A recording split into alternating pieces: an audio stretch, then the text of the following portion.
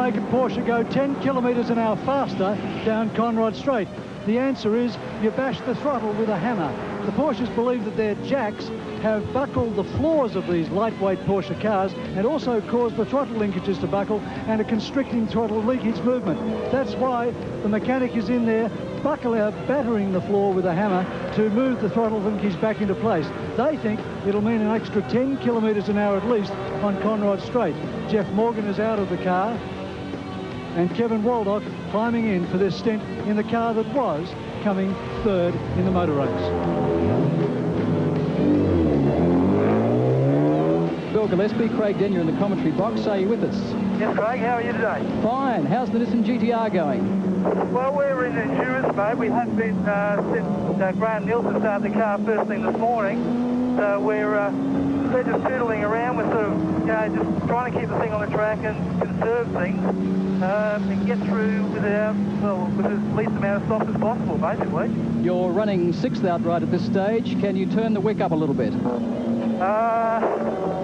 Yeah, I think I could, but I don't think it's worth it right now. I'm not really up to speed with who's in fifth or how far in front they are, or how much I need to turn the wick up basically to catch fifth place.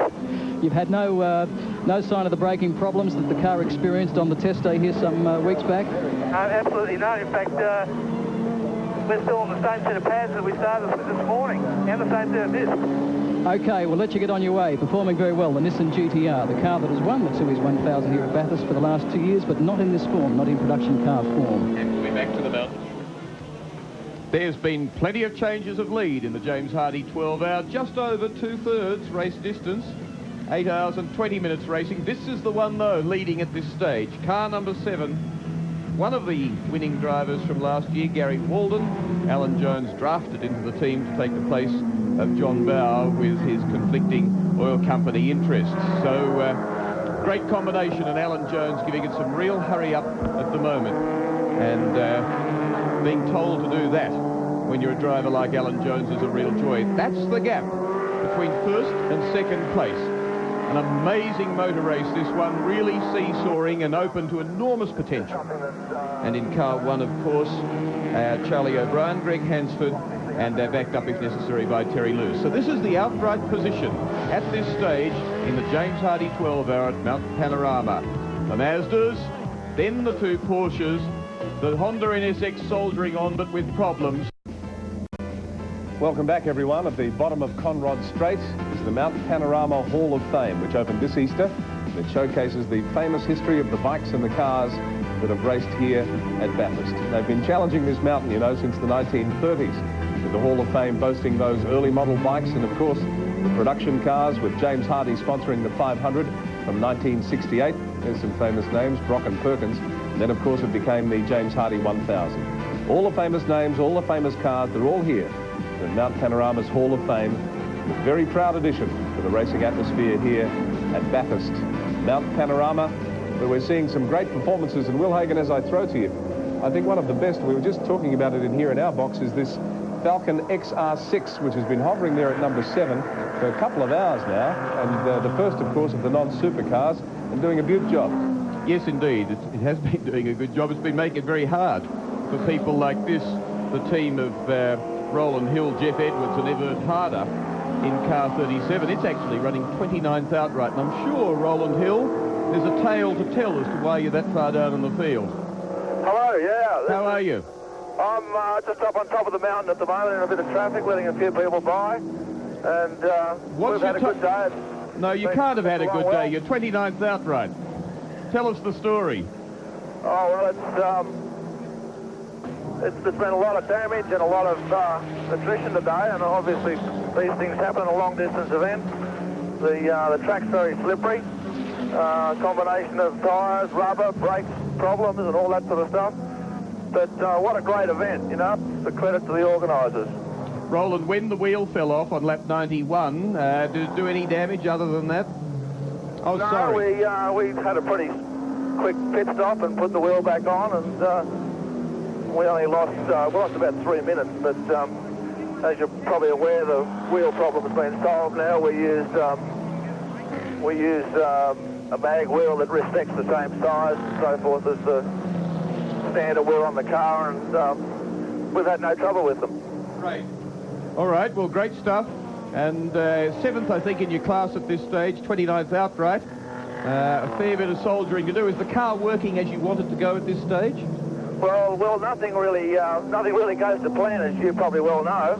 But the car's working well. The brakes are our biggest Achilles heel, and we've just got to stroke it around and not use the brakes and keep it in one piece. We haven't got long to go now, so it's somewhat of a record for an old Commodore, I think. You don't want to use the brakes because they're not working, or what? Sorry? Is it because the brakes aren't working too well, you're trying to avoid using them? Well, it's the pad materials aren't working too well for us today, but just a sec.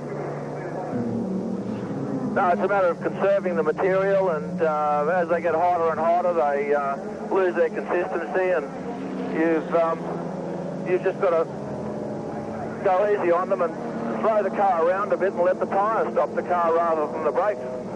Well, thank you, Roland Hill. We wish you all the best. Thank you very much. And one wonders if he's not a politician in another life. It's a bit hard to get a direct answer. But anyway, Peter Brock's a guy much more used to the mount and to all the things that can go right and wrong in a race of this sort of distance. And as Roland Hill said, there's still 4 hours remaining, but it doesn't seem a very long time when you started at 4:45 this morning. And you've done 8 hours already. Tony Scott in the car that he's sharing with Peter Brock. And Tony, high hopes for this car, but it slipped back a little bit from where you'd like it to be, I'm sure, but 12th place still has you in with a good chance. Yeah, what's actually happened at the moment is we've, I suppose you could almost take on into limp mode. The front running cars have sort of done very, very well, and they're obviously having no dramas. Our car was slightly off the pace from day one, so what we're obviously concentrating on now is making sure that we finish and making sure that we win our class, which at this stage we're quite a few laps ahead on. In fact, the competition in your class is not so great. There's the SS Commodore, your Commodore, and then a V8 Falcon of James Baird. And there's one of the Porsches sneaking through. It's in 4th place outright. What's the traffic like, Tony? Surprisingly, at the moment, the traffic's not too bad. I'm sort of getting a little bit bored, but I notice up ahead of me there's a whole gaggle of cars. You know, we probably picked the right class, didn't we, with only 2 other competitors? You couldn't pick a better car, too, for wending your way through traffic. If you lift your foot, even if you're going up the steepest hill here, from, say, out of the cutting or up towards the cutting, you can get on the gas again and pick up speed pretty well, can't you, with the big V8? Yeah, it's beautiful to drive there. You know, it just sounds fantastic, and every time I go across the top of the hill, there's people cheering, and they obviously love that sound of the V8. It does sound pretty good. How do you find the car compares in handling to the 6-cylinder cars? When does yours tend to push a bit because of the extra weight on the front? Yeah, that's exactly right. I had an incident on Thursday when Wayne Gardner spun in front of me going just on the entrance to McPhillamy, and I wasn't too sure exactly what to do, so we ended up sort of hitting the brakes a little bit. The thing just went away from me, so we ended up having a spin to avoid the accident. And it was just, the front end weight and all that sort of thing just pushes the car. I saw those. Yeah, okay. I saw those tyres after you flat spotted them. You didn't just flat spot them, you tore them to pieces. Yeah, you're absolutely right. They were all stone motherless flat. I got in big trouble from the boys. They put the tyres in front of the Bridgestone stand and said, who wants to go for a spin with Tony Scott? The car in front of you now, Tony, what do you reckon? Will you get him before Forest Elbow? And if so, can you find a way around him? I'm sorry, I missed that one. How will you go with this lapping, the traffic that you're coming up to now? Yeah, no, we've got no problems. This thing will just go all day exactly at the pace we're setting. Just conserving the brakes, and, there's obviously cars just popping out left, right and centre. All right, well, Tony Scott, good luck to you. When do you come in and hand that back over to the 9-time Bathurst winner? Thank you very much.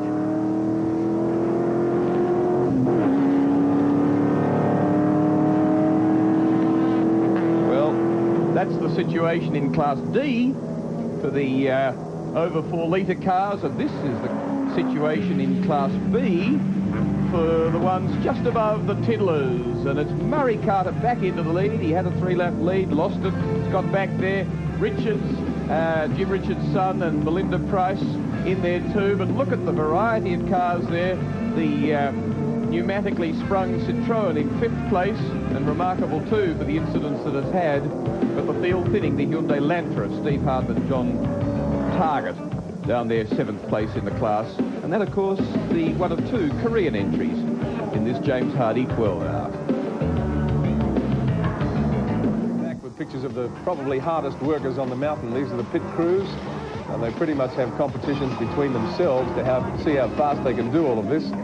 Fuel up, change tyres, change brakes, do whatever's necessary to get that car back on the road and up the mountain fast as is humanly possible.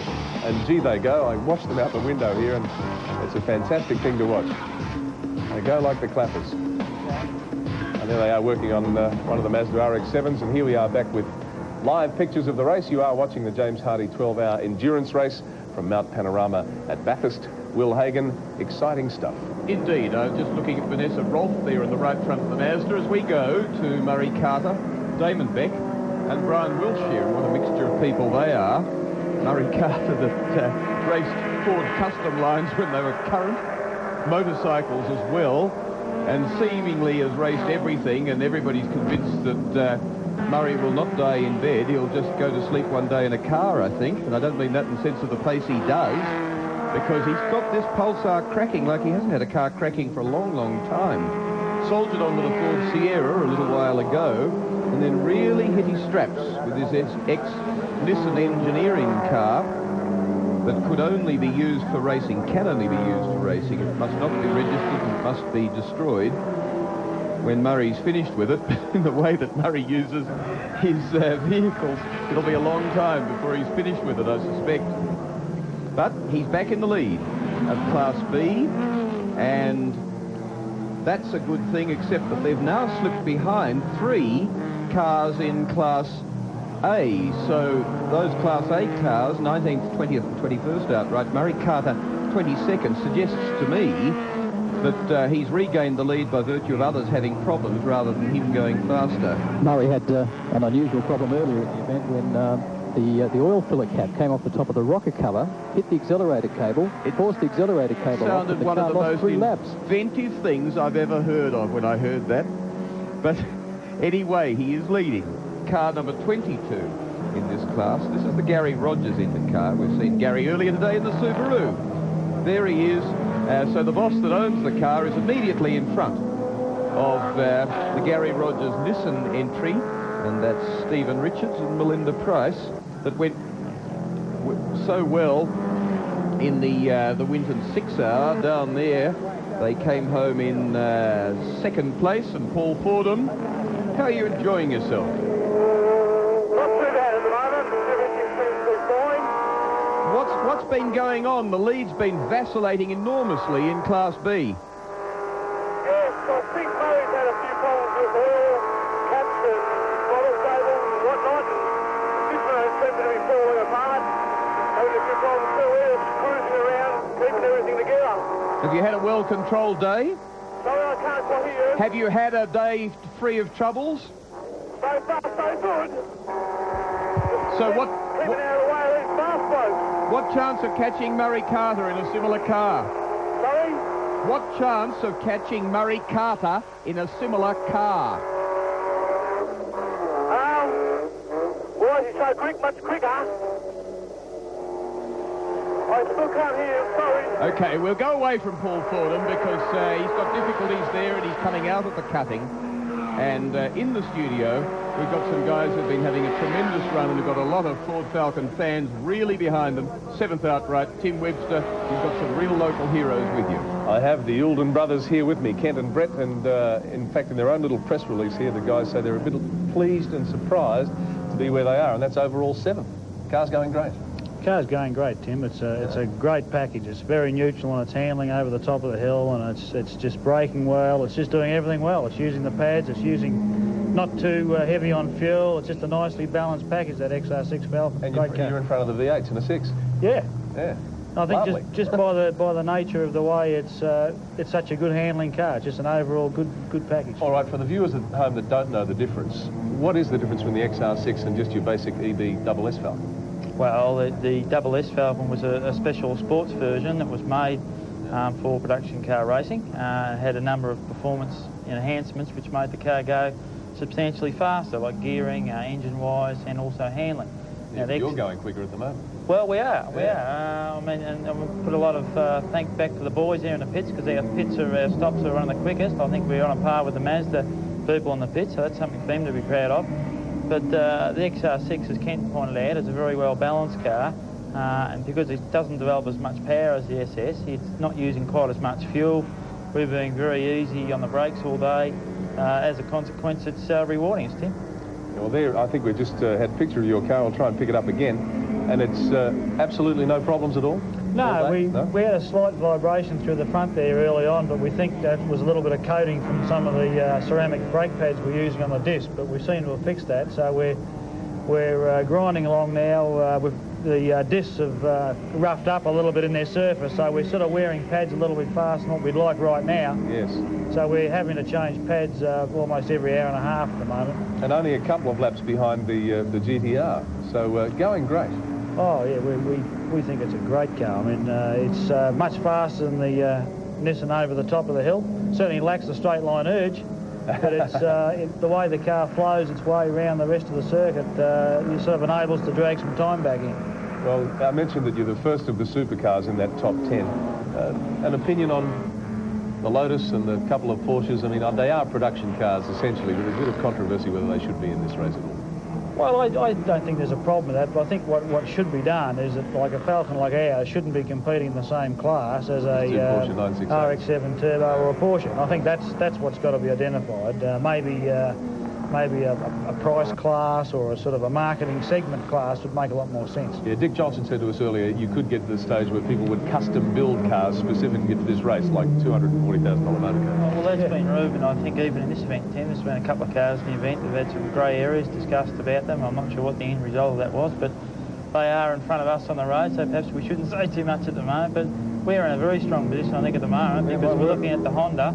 It's got a major gearbox problem. It's locked in one gear, I believe, fourth gear. Yes, it has. It's going to go around in fourth for the rest of the race. So it's slapping, I think, just a little bit slower than what we're doing. So we really think we've got enough laps up our sleeve to perhaps catch them in the end. Yeah, well, you might just do that. You've got a couple of MR2s a lap behind you, and I tell you what, they've surprised me, the Toyota MR2s. They're a nice little package too, but I think I'm just about to go in the car after Chris, and what we'll do is we'll work a little bit harder again. Now we're going to change pads every hour and a half. We'll probably race it that little bit harder again and have a real sprint to the finish. See if she makes it the 4:45. Yeah, oh mate. No problem. Put your money on it to finish. No problem. Okay, I'll run a little betting pool around here and see if I can get some money on it. Thanks for joining us, guys. Okay, thank you. The Yulden brothers, and there is car 25, going great. The Falcon XR6 and 7th overall position. We'll take a break. Back to Mount Panorama.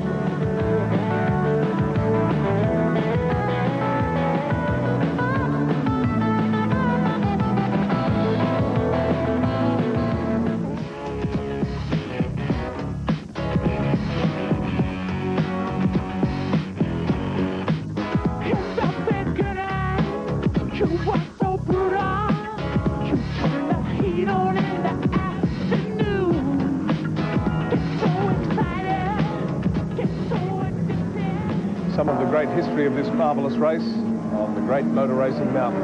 There's a great shot of it. You're at Mount Panorama in Bathurst and watching the James Hardy 12-hour endurance race live and exclusively on the 10 network right around Australia. It's our pleasure to bring it to you. We're seeing some marvellous things happen here today, and as I look at my computer printout down the bottom here, we now have one of the Porsches moved up to second place. So we've got Mazda 1, Porsche 2, Mazda 3, Porsche 4. So the great jostle and tussle continues, Will Hagen.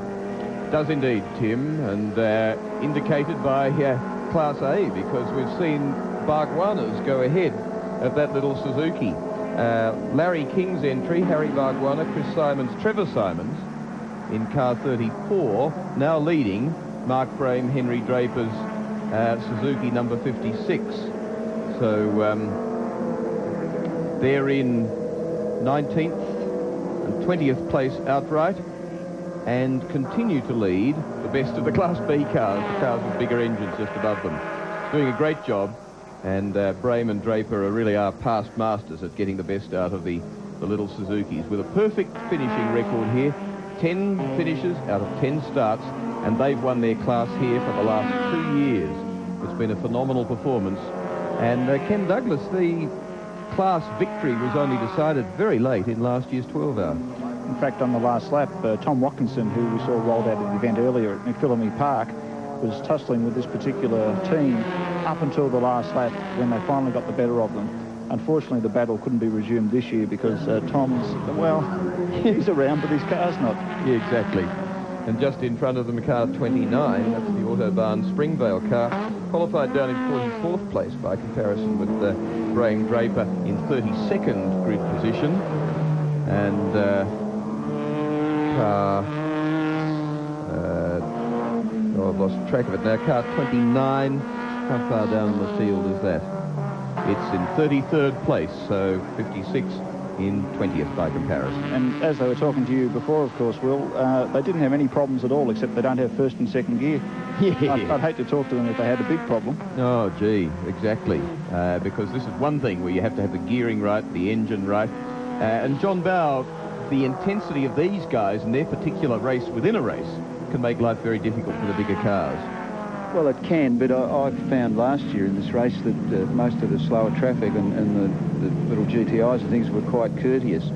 But it must be very difficult for them because they are flat out all the time. They don't have the luxury of conserving the brakes and being easy on the gearbox and all that sort of thing. So they 100% concentration, and whilst doing that, they have to get out of the way of the bigger cars. So, you know, they're doing a good job and under very extreme conditions. Well, there's an enormous range of driving talent through all the classes, isn't there? And here we're looking at some very good drivers by comparison with some of the drivers who are, you know, happy amateurs, let's say, in some of the bigger cars, as you have them also in some of the smaller cars. Sure, I can't believe what a good little car that Suzuki is, though. For a 1300cc car, it is so quick.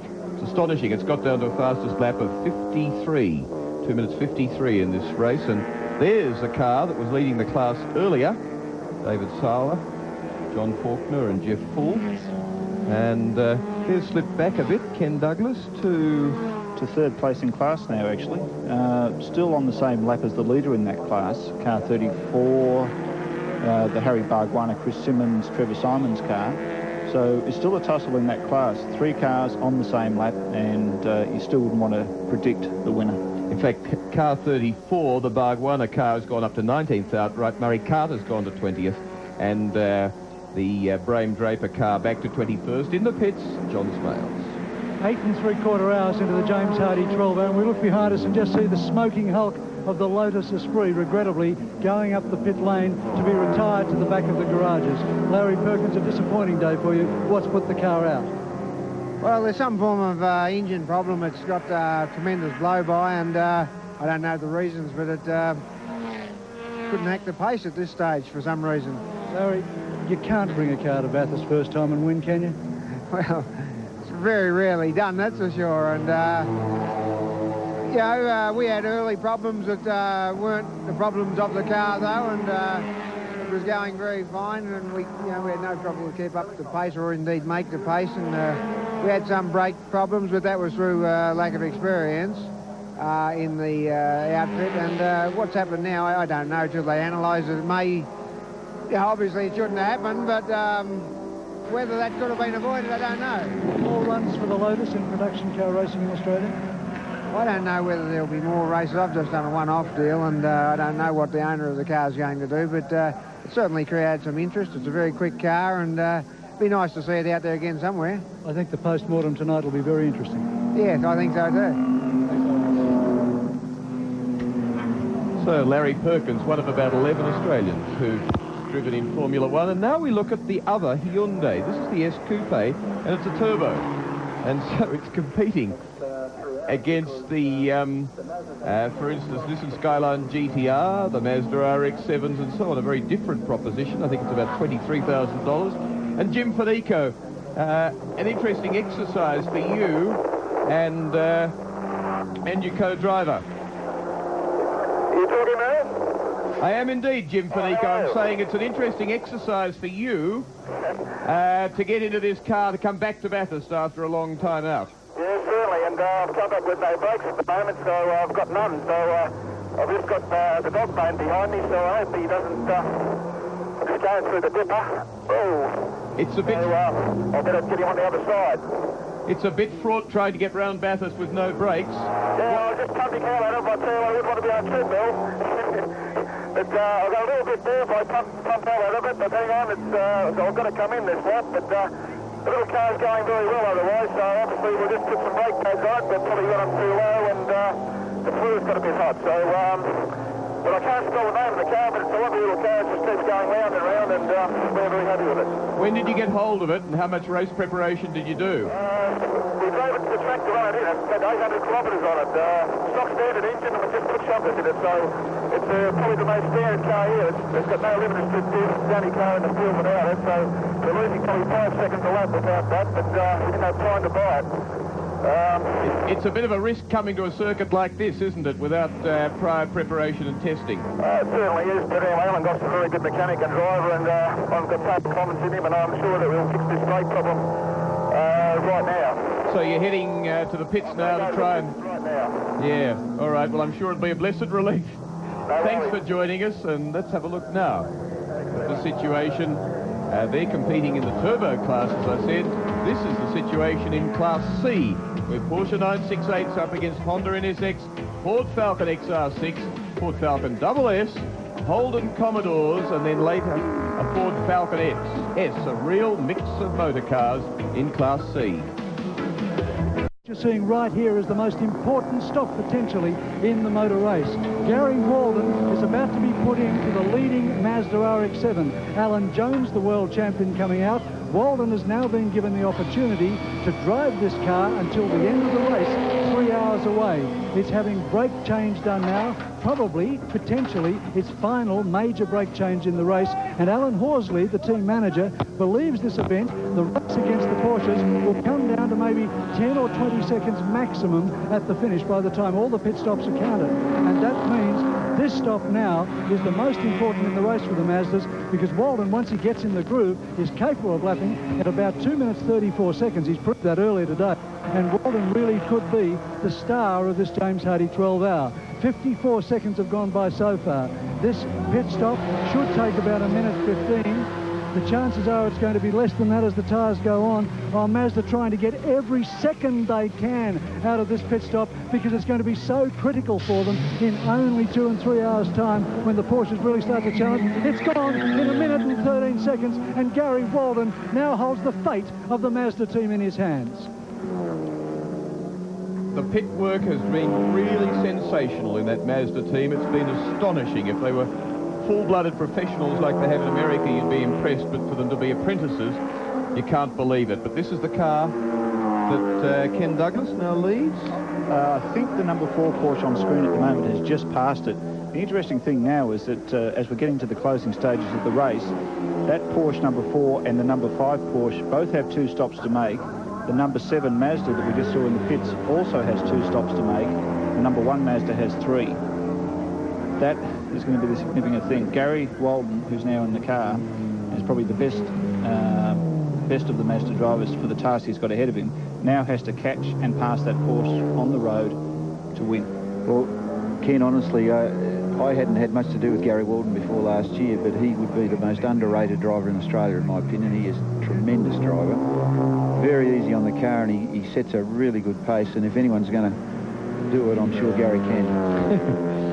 Well, go on, Ken. We saw at Sandown when Gary was in the car and John was driving with him that they were able to maintain the car at a race-winning pace and be very easy on the brakes, which are probably the Achilles heel of the Mazda. Unfortunately, through reasons not associated with the drivers, the car had to pit for a little bit longer, but I think Gary's in a situation now where he can catch the Porsche. I think he's got a good chance, and I'd like him to... I had a talk to him before. He had cramp in the feet, and and I got a guy to massage it for him, and he's fired up, and he desperately wants to win this race. So and he's got all the ingredients to do so. Well, for further information on this Mazda Porsche battle, John Svales.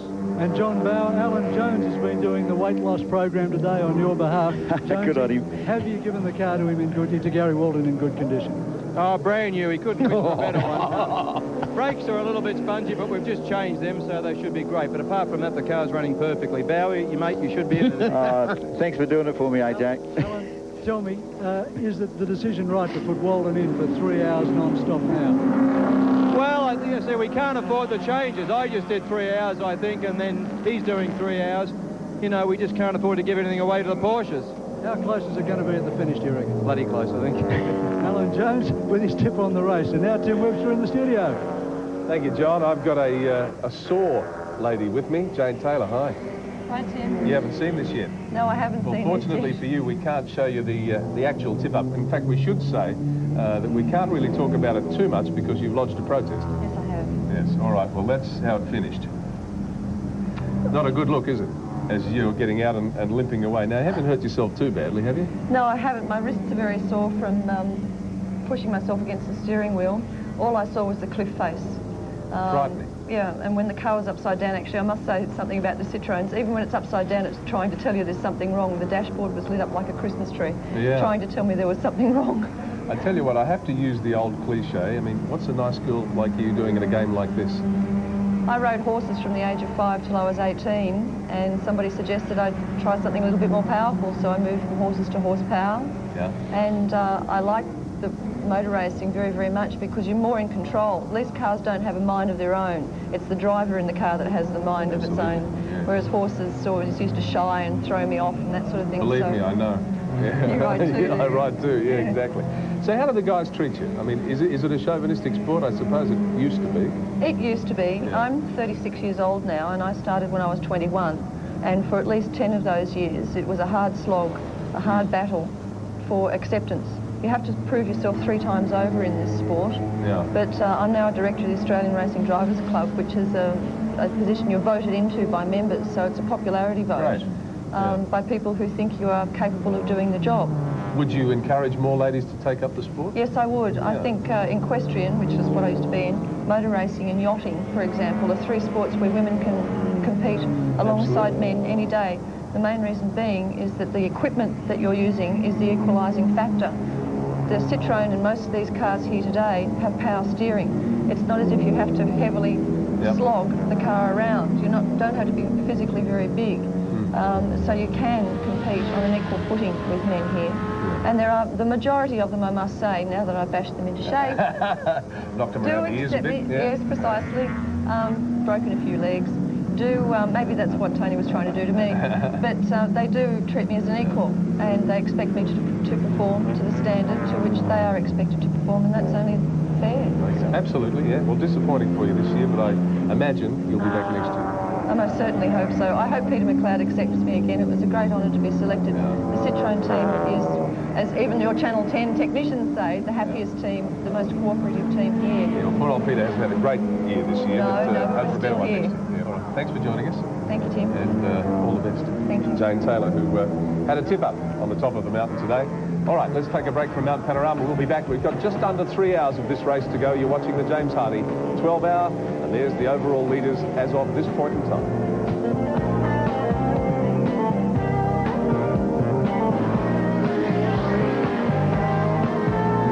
This rich rural landscape surrounding the beautiful town of Bathurst, not always as peaceful and serene as it may seem. Here they come. Easter time each year, the silence is absolutely shattered by the roar of the V8s and the scream of the turbochargers. Gee, it's exciting. It really is. The James Hardy 12-hour race is on again. You're watching it. Each year, the motor industry's biggest names come here to the mountain at Bathurst to do battle and find out which production car is the most reliable. Yes, the sheep get very nervous, and so do the birds. In fact, they disappear altogether.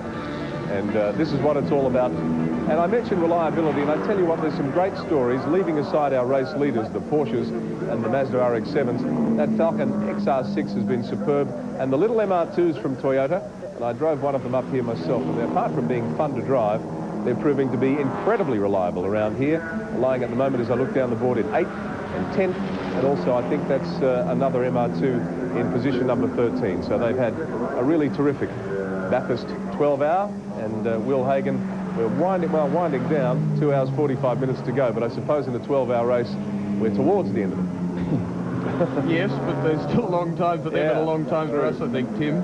I must say this is one of my little favourites, these Mitsubishi Lancer GSRs, very similar to the Ford Laser TX3 turbo and four-wheel drive, a $32,000 package that is absolutely remarkable. And Peter Howard, in car number 26, you qualified okay, 20th, but you're now a long way back running 38th. What's been the problem?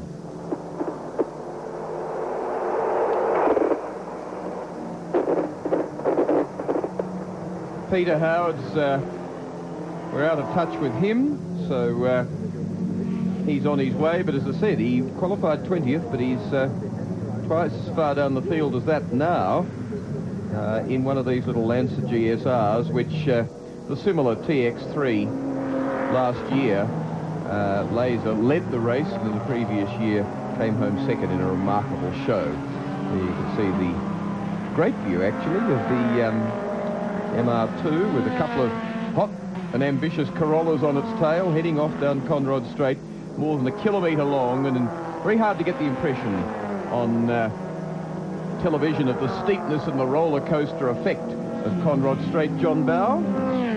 Well, it is. It's the television certainly doesn't show the change in elevation.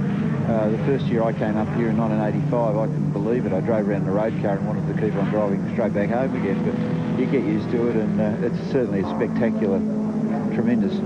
It is an awesome track, isn't it? I mean, it really does intimidate a lot of people when they first come here to race.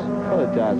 It's just amazing. It's like nothing else we have in this country, and you know, it is really a challenge. And when you do well here, you feel you've achieved something. But I was very impressed yesterday with Dick Johnson's two young co-drivers who'd never seen the track before and acclimatised to it in basically 10 laps. So I guess that's what youth does to you. I was going to say, young kids don't have fear. No, but how would you like to race a bike around here? Can you imagine the added horror of that? Well, I can't imagine racing a bike anywhere, so least of all around here. Well, Johnny Cicotto was a world champion motorcyclist, at one stage the youngest world champion on a 350. Came here to race a Volvo one year in October. He went round the track like you did, motored around a couple of times in a road car, and he went looking for Greg Hansford, and he said, "Did you race a bike around here?"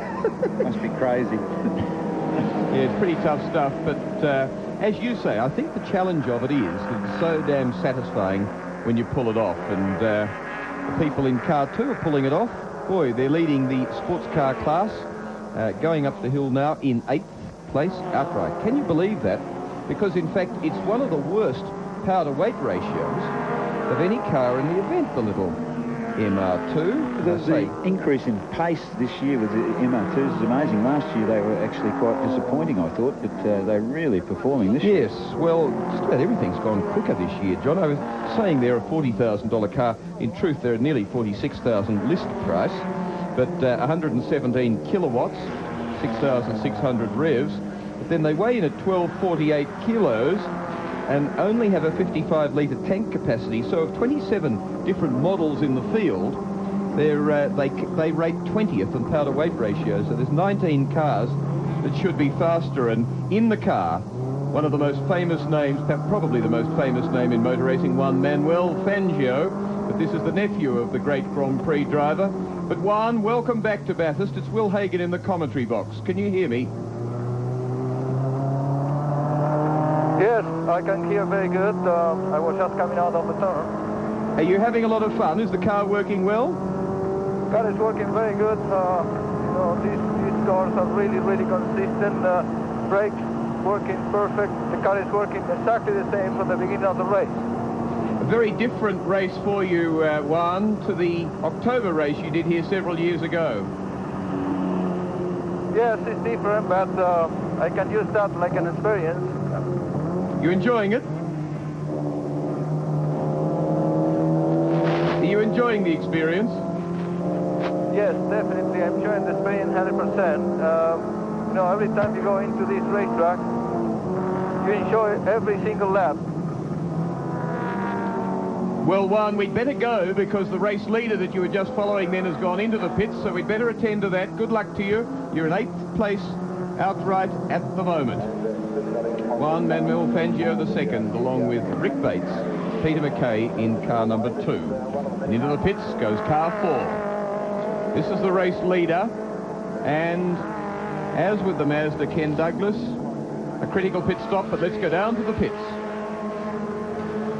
And this pit stop for the Porsche is absolutely critical, as Will Hagan said. The Mazda car 7 has 2 pit stops left to go only, at 2:40 this afternoon and at 3:40. This Porsche also has only 2 pit stops to go. This one and one that's likely to happen for a splash of fuel at about 4 o'clock. But look what's happened. The brakes are being changed on the Porsche. This wasn't going to happen. Peter Fitzgerald gets in the car. He'll stay with the car now right to the end of the race. So the man who's capable of sprinting is going to fight it out on the track with Gary Walden, and this is going to be an intriguing motor race. The Porsche now getting fresh brakes. 52 seconds has gone by. They were hoping they wouldn't have to put brakes in this car. This is slowing it right down. The Mazda, I think, has now gone through. Will Hagan, you might be able to see better than I, and taken back the lead in this very intriguing James Hardy 12-hour. The front brakes are now fixed. The back brake right to go. Car down. Almost identical, 1 minute 14 seconds. The Mazda did 1 minute 13 seconds, so they're equal in pit stops. And indeed, car 7 and 1 and also 5, Ken Douglas must have gone through.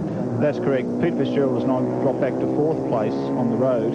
Of course, the other Porsche will need to stop soon, and the Mazda RX-7 car 1 still has 3 stops to make in this race. So it's really coming down to Peter Fitzgerald versus Gary Walden. And if you know the history of these two guys, they have a history. Well, tell us more about it. Peter and Gary used to race RX-7s together back in 1988. And it was a reasonably, shall we say, fraught experience. In fact, they had a bit of panel bending around this particular circuit on that occasion. So they're fierce competitors, and I think both teams have done the right thing by putting the drivers most suited to finish the race into the car for this session. Well, we'll come back to that shortly because we really do have a tremendous race on our hands. 9 hours, 17 minutes gone, and this is the situation in the sports car class. Toyota MR2s are the dominant entry there with that little Honda CRX trying to challenge and at one stage leading, but now down into 5th.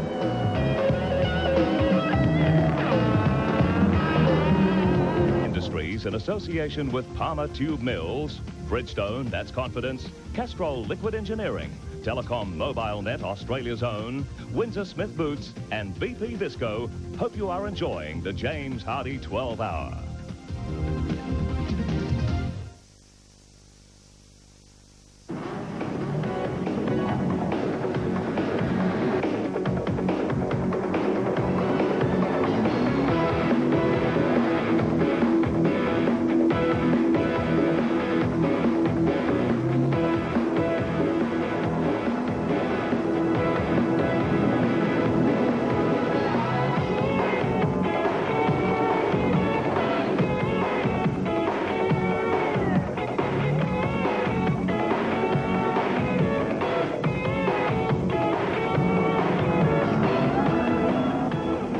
Well, that looks like either fun or very dangerous, depending on how you like to get your kicks there, the Super 600 bikes. So it's not just the cars on the mountain, it is the bikes. And there is our race leader, the Mazda RX-7 car number 7, and Gary Walden in it, and really flying around the mountain. In fact, those two Mazdas and the two Porsches are really having a dice as we get down to the closing couple of hours of the James Hardy 12-hour. Let's have a look at what has happened within the last 60 minutes here on the mountain.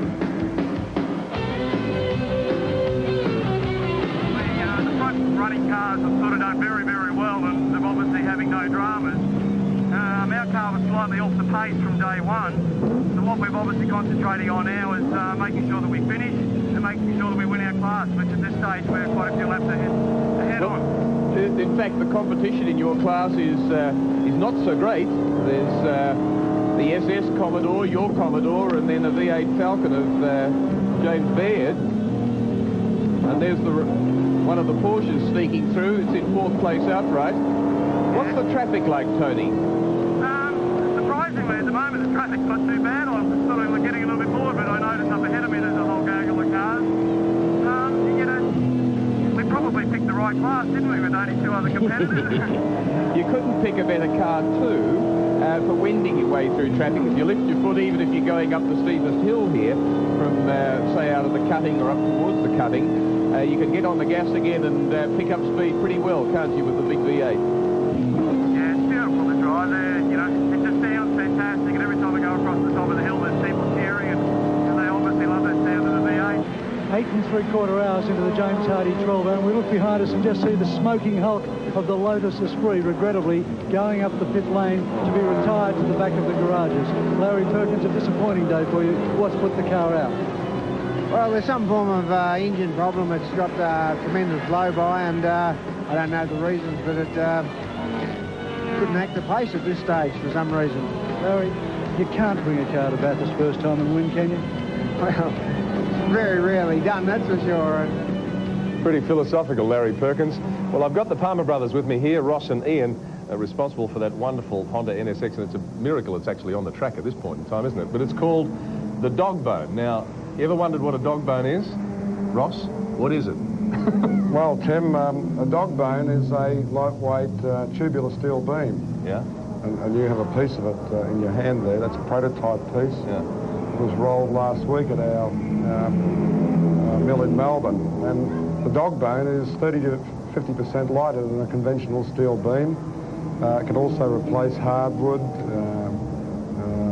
timber. And just as strong as the conventional steel beam. Exactly, yeah. And that's a very small one. In fact, we call that a puppy bone.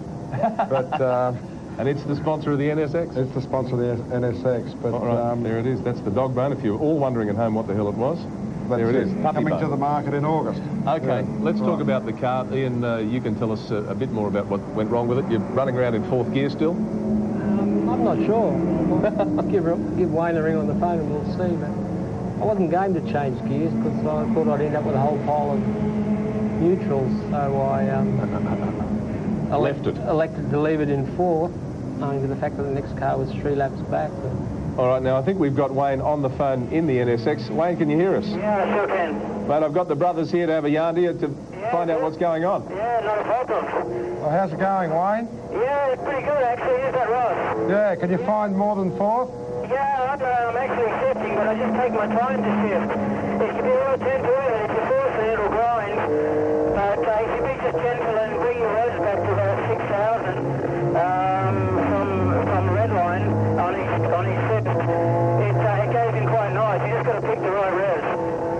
Well, that's good. Now, I was talking to my father in Brisbane, and he said he drove a truck with a crash gearbox and no clutch for years. Yeah. And you should be able to do it. So it looks like you found it. Yeah, it's not really a problem. It's only used to rush him. In fact, that Nissan who we're fighting for the position, I can hold him quite easily.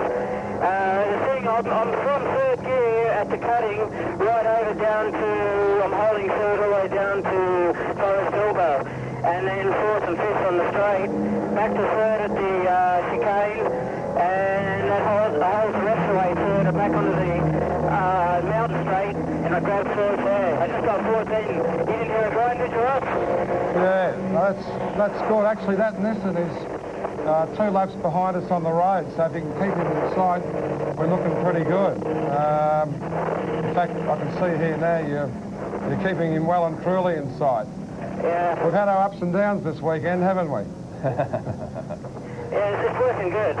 Yeah. Well, actually, fellas, it's a tribute to a hell of a lot of people at the cars, even on the road, Ross, isn't it? It certainly is, Tim, and the people at the Smash repair team are just unbelievable, the ingenuity of Australians to get that thing back together again.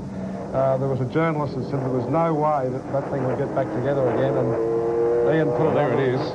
It was a nice old mess. Yes, I can see that. And the TAFE boys, the young boys from TAFE have, and there's Wayne there with it, and obviously describing what happened, worked very, very hard indeed right throughout the night to put it back together. And the problem, as I understand it, was the car is actually built too tough.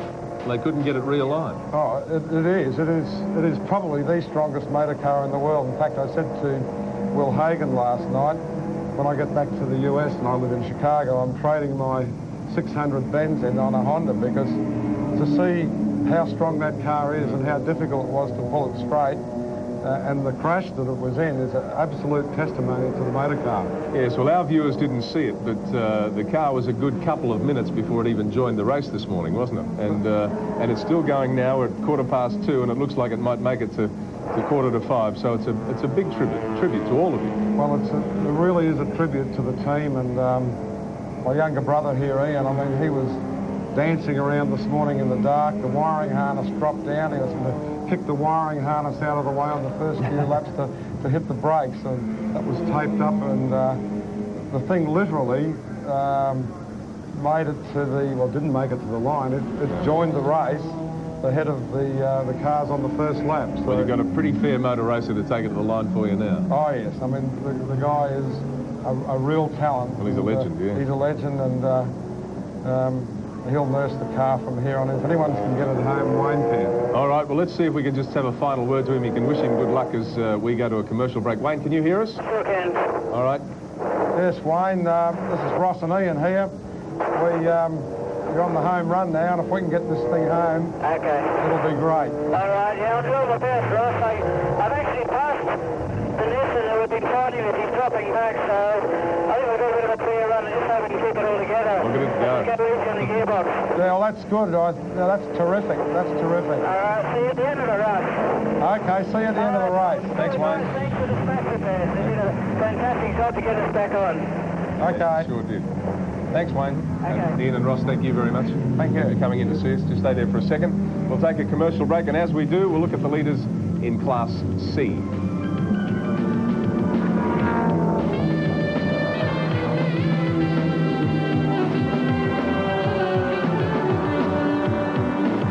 These lunatics, if you're ever in Bathurst, you want to come and watch this. We were watching it yesterday, and one of these poor fellas went screaming off into the wall. These are the sidecars, and they fly around here. And have a look at these people hang over one side of the bike and then over the other side of the bike, all designed, of course, to keep bike and sidecar on the Mount Panorama circuit. And it's fun to watch, I'm here to tell you. And they fly around here. And so do these fellas. And there's the Mazda RX-7, still looking as cool and unfussed as ever as it streams around the circuit here at Mount Panorama. We've got them all still up the... In fact, we've got both the Mazdas in the lead again now, but one of the Porsches has just been in the pits as I take you back to the lake. John Bow, that Mazda's been worked pretty hard.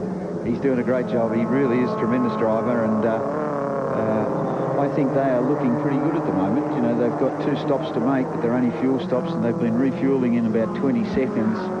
He's got a 65 second gap over the Porsche, which has to make 1 stop. So, you know, I think if you can ever be confident, now's probably the time. But pit stops to come, and always there's a risk with them. There always is, but particularly if you've got a brake change or something, lots of things can go wrong. But refueling is pretty straightforward, and the Mazda guys haven't missed a beat all day. They've been tremendous in the pits, and you know, Gary is just doing a great job. The car is the same car that won the race last year, and it's done the tour of the dealers all around the countryside, so it's far from new. And it's just testimony to the quality of the motor car. In Gary Walden and Charlie O'Brien winning that race last year, they averaged 131.1 kilometres an hour. It was a lift of 6 kilometres an hour over the previous year. We've now averaged 134.7 kilometres an hour to this point, to 9.5 hours. So they've lifted it by another 3.6 kilometres an hour, John, as an average. It's a pretty fair increase. Well, the car last year was virtually straight off the boat. They had minimum time to develop it. Now we've got Barry Jones and his team have had another 12 months to find this little foibles. Just as we look, John, just to bring people's attention to the cars that are now out of the race, and this one, of course, went out in lap 1 with turbo problem. That car actually was withdrawal before the start. But keep talking. I forgot what I was talking about. Well, this one had piston trouble on lap 1. And you can see there that there's a few of them out, and some of them are indeed out because of crashes, although those ones have all been withdrawal or mechanical problems. But that was the one that got upside down. Well, that's John Smith in the number 5 Porsche, who's a very fine driver, and he'll be absolutely gung-ho flat out now, because the Porsches basically have got nothing to lose now. They've got to give it everything if they've got any show at all. So this is a driver's race now, isn't it? It is, absolutely, isn't it? Now, forget the team managers, forget strategy. Now it's a sprint. We've got, what, a 2 hour, 25-minute, almost sprint race, haven't we? Well, that's what it's down to. The Mazdas have got 2 stops and the Porsches have got 1, but, you know, the Mazdas have got the wood on the pace at the moment. They're just slightly quicker, so, you know, it's fantastic. This race, a 12-hour race for cars off the showroom, that it is this close at the end. I really am amazed. As a driver, do you get sweaty palmed in a situation like this? Well, I would, honestly, particularly seeing as how my car's going to win, I wish I was out there. You can't have everything, though, can you? Whoa, boy. Now that was really sideways. Smithy loves a bit of tail-out stuff. He'd be reveling at this. You can do it with those. Have you driven a 968 or a 944? Haven't had the pleasure. They're really a very neutral car. You can really balance them up beautifully. Just squeeze that 3-litre engine on, you know, and do with it. Get the balance, get the attitude in them that you want. They're my boss, lovely. Dick Johnson, he drove one a few weeks ago for Wheels magazine. Yes. He thought it was tremendous. A little bit harsh as a road car, he thought, but just he couldn't believe how well it stopped for a start, and we see this here. In fact, he said if it doesn't win the race, the drivers are wuzzers. Is that what he said? Something along that line, I think, yeah. Sounds like Dick. Ken Douglas, what do you think? Well, John's correct. I mean, Smithy's given it heaps at the moment. There was a little bit of a handling problem with well, not really a problem, but it just has a tendency to final oversteer, as we saw there. So while Smithy's trying everything he can now to catch up to the leading Mazdas, he has to work like that and the car will get sideways. John Bow, it was admitted by Alan Horsley and some of the drivers last year that you're probably too conservative in the pace that you ran with the Mazdas. Do you think that's been the case again this year on either team's behalf, Mazda or Porsche? Well, I don't know what the strategy was for the Porsches, but I know the Mazdas haven't been conserved because of the fact that they have to make more fuel stops. They had to set a cracking pace, and they weren't given an easy time from the word go. And the fact that they're still out there and still very healthy, as I said, is a testimony to the car. In fact, at the moment, just took time, and it would appear that Peter Fitzgerald is actually catching Gary Walden. But Peter's in 3rd place at the moment. The Mazda number 1 is in 2nd place, but is expected into the pits in the next couple of laps, so that will elevate Fitzy to 2nd. Rather interesting, and interesting to look at that MR2 there, Ken Douglas. It's a slightly scarred one. Yes, maybe they didn't like the original styling job on it and they wanted to have a go of their own. I think probably what's happened is that in a race this long, you change drivers pretty regularly. You come up behind a driver or a car that last time he let you through, this time he didn't. It was in fact another driver. So let's see what happened. And Juan Fangio there, and car number 2. You've got to be kidding. And an innocent. Poor old Fangio wonder what hit him in the matter. And if there'd been grass there, he might have just, I don't know, he just still... He mightn't think so. He mightn't think so, but he was actually very lucky to make it through the sand trap, because if he'd been just a couple of miles an hour slower, he'd be bogged in there. Yes. But mind you, they get them out then, don't they? And I've never quite understood how the rules work, but sometimes they're allowed to continue if they have to remove them for safety reasons. If they're if they're in a dangerous position, which in that case it would be on the exit of the corner, they would have towed him out. But he did his job. He obviously kept the throttle on a little bit and then glanced off the fence. It hasn't been too much of a penalty. He's in 8th outright. The next car in the sports car class, which is car number 55, is lying 10th outright, so it's 2 positions further back, and that's another MR2 of Stephen Shedden, Scott and Jason Barguana. They've obviously got his Latin dander up because he's really having a go down through the dipper there. He had a bit of opposite lock on. Got a busy program in front of him this year. Possibly a good drive at Le Mans, and off to America. He's racing next weekend at Long Beach in something I might say considerably more powerful and quicker than this MR2. But, and down in the pits, this is critical. It's critical. Will Hagen, Greg Hansford about to get into the Mazda car 1, currently lying 2nd, 1 minute and 14 seconds behind its teammate, the Gary Walden car. but now relinquishing second place, of course, to the Porsche and maybe third place as well. Hansford in the car and goes in 19.68 seconds. Now, there's at least one more stop for that car, but when you look at your watch and work it out, John Bell, I think they're going to have 2 more stops before they get that car to the finish at 4:45. I think that's right, John. Yeah, the number 1 car has got 2 more stops to go. But what a sensational pit stop with a driver change, 19 seconds. That's the quickest I've seen all day. And they're both pretty big guys, Greg and Charlie, so they must have become a bit more supple in their old age. or it's the shred of Alan Horsley standing next to them. Yes, horizontal Horsley. Poor Alan had back troubles at the Sandown race, spent the entire Sunday of the race 2 months ago on his back and has been in bed for about a month ever since. So that the cars are going like this is remarkable when you throw in the fact that the team manager has been out of active involvement in their preparation for nearly 4 weeks.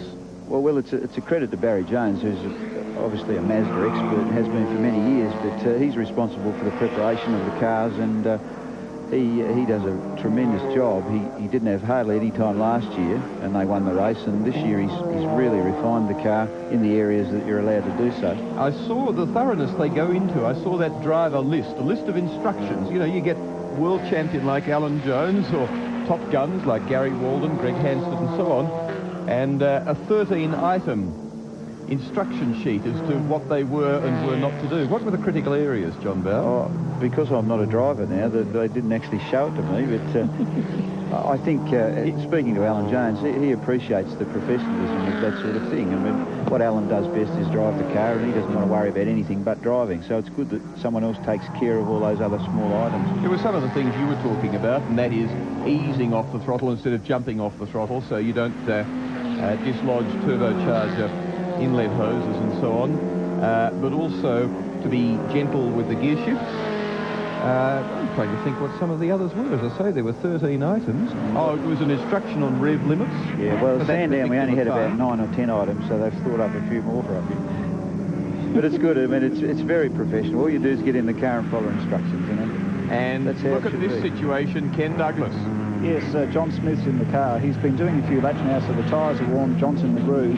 The Mazda driver, which I think at the moment... Greg Hansford. He's got to get used to the feel of the car again with a full tank of fuel. They didn't change tyres, so they're nice and warm, but obviously the balance of the car has changed. Smithy's got his dander up, so he's going to be chasing as hard as he can. Absolutely. But when you've been out of the car for 3 hours and you've had a cup of coffee and a bit of a rest, it takes a few laps just to get yourself cranked right up to speed again, and John Smith's obviously taking advantage of that. We're looking at 3rd and 4th placed cars at the moment and the battle for that position, but we'll come back to it shortly. In the meantime, over to Tim Webster in the studio. Thank you, Will, and I've got Peter Brock sitting next to me. How are you, Brocky? Fantastic. Having fun as usual? Yes, and if you can't have fun up here, but you can't have 12 hours to get out there and have some fun. Yeah. But I think we've got the telephone line open to Tony Scott, so not quite yet. Oh, we got the car camera. Let's have a look, Scott. Let's have a look at Scott. There he is, flying around the mountain. We can't talk to him? Well, we can see what he's doing there. He's probably hanging into 3rd gear because we were deciding that we should really nurse the brakes. So we were on a bit of an economy run to a certain extent in terms of what we do with the throttle. I heard Will Hagan there a moment ago talking to Bowie about what to do. Well, when you drive a Commodore V8 around here with very small brakes, etc., you really need an instruction list, and there's probably a couple of Varna exercise books will actually have how to do it. Tony Scott, can you hear us? Yeah, I can. Oh, Brocky's in here with me. How are you going? Yeah, really good, Peter. I just listening to you talk about the brakes, you're dead right. I think we'll just putter home at this particular stage. Yeah, she's looking good. So you'll be in the top gear there right now, and you'll lift off at that first little bump up ahead here, I guess, will you? Yeah, I'm just having a little bit of trouble hearing you. I just want to have a bit of a dig at Peter, because every time I get into the car, the brakes are no good, and then at some particular stage later on, I run out of brakes completely. I know, it's just bad luck. Just bad luck, Tony, isn't it? Sounds like good management to me. Yeah, I don't know about bad luck. It's amazing, actually, the speed you can get out of the car, really, once you get the technique of driving it without using the brakes. And right now, Tony's just up into 3rd gear. and you're using all the road here. You don't need to touch the brakes again until you get the skyline, and you can almost keep it flat. You can't quite keep it flat. Yeah, that's a right bit of road out there, sneaking through, right out wide now, into top gear there, or into fourth gear there, and absolutely flat all the way over until you get to right here, lift off, poke the nose in, power on with the apex there, and then just out of here, but a lift off because of the braking situation, and back to third. Looks good. Yeah. Looks good. Car's going well. You're basically pretty happy? Well, we are. I mean, we had a very strange thing happen to us early on this morning where it actually burnt out a plug lead, or a couple of plug leads actually, and took a little bit of time to trace. That's the only problem we've had all day. We've, as Tani's pointed out, we've had braking problems, but that's routine. I mean, we've just come in and put new stuff in and just driven off again, the same as Mazda have done every hour or whatever. But the plug lead took a bit of finding. That was a bit of a hiccup. Now listen, we've been talking about this all day, and I have to get your opinion on it with the viewers at home now. They're probably peak viewing time. The Lotus, the two Porsches, and the NSX, fair or not in this race? Well, the rules allow it. So, you know, motor racing or yacht racing or whatever it might be is all about exploiting the rules. I mean, we won the America's Cup because we exploited the rules. We put a wing keel on and the Americans kicked and killed and what have you. Well, in motor racing, we have a very similar situation. The regulations allow you to run limited production motor cars. It doesn't say it's got to be a certain luggage capacity or carrying capacity. It doesn't have to tow a caravan to Ayers Rock or anything like that. And so you can go to your local Lotus dealer tomorrow and buy that's right. So it gets back to the philosophy, really. And my philosophy is that I reckon this race was all about getting back to basics and getting back to, say, Holdens and Falcons and Magnas and Pintaras and all those sorts of popular cars. What about a dollar? Well, that would have been the simplest. I think you put a salary cap on. But having gone this way, I suppose it's a bit of an experiment to see how it all works out. Yeah. If you want to come up here and win, you've obviously got to have a pretty fancy piece of machinery. Yeah, well, that's proven by the fancy pieces of machinery running 1, 2, 3 and 4. Good to see you. Well, look, good to see you up there in the top 15. You were up to 10 at one stage. Yeah, we're 11th there at the moment. Looking at the leaderboard, we're on the same lap as the next bloke. We'll finish up there in the top 10, I'm sure of that. And Tony's, I don't know if he's still listening, he's out there, but he's nursing it along, he's doing nicely. And the boys from Castle Hill are very, very thrilled. Yeah, this he is, and looking good still. Rocky, yep. Thanks for joining us. Thank you. Thank you, Rock. Ladies and gentlemen, we'll take a break, and as we do, here are the leaders in the James Hardy 12-hour as of now.